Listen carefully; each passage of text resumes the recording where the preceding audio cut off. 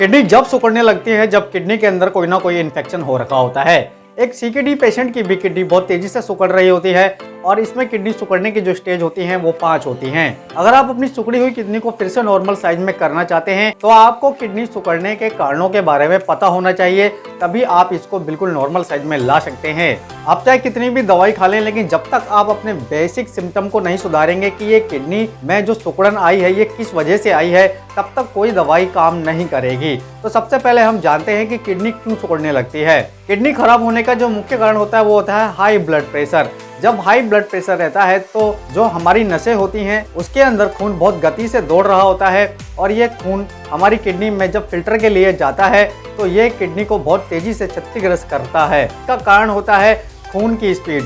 खून बहुत तेजी से दौड़ रहा होता है, जिसका भी ब्लड प्रेशर 150 के ऊपर रहता है, उसकी नसों में खून बहुत तेजी से दौड़ रहा होता है, जिसकी वजह से किडनी के नेफ्रॉन डैमेज हो रहे होते हैं और किडनी भी अपना आकार धीरे धीरे खो रही होती है और वो छोटी होती जा रही होती है। जिस भी पेशेंट का शुगर का लेवल बढ़ा हुआ रहता है उसको ग्लूकोज ज़्यादा बनता है और वो जो भी कोई चीज़ खाता है वो चलता फिरता नहीं है और उसकी बॉडी में शुगर दिन पर दिन बढ़ते जा रहा है, उसको डायबिटिक है, तो ऐसे पेशेंट की भी किडनी देखी जाती है कि सिकुड़ने लग जाती है। शुगर बढ़ने के कारण उसको हाई ब्लड प्रेशर की भी बीमारी हो जाती है, जिसकी वजह से किडनी बहुत तेजी से सिकुड़ रही होती है। शुगर और हाई ब्लड प्रेशर सबसे बड़ा कारण है किडनी को सिकुड़ने का।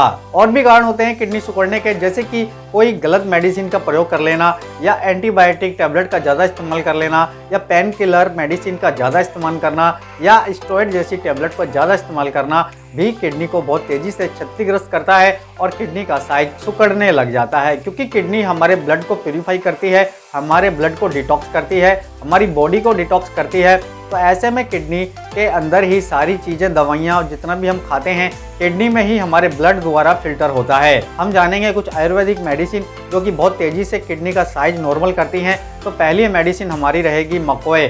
फ्रेंड, मकोए का अर्क भी आप ले सकते हैं 20 ml सुबह, 20 ml शाम को खाना खाने से पहले।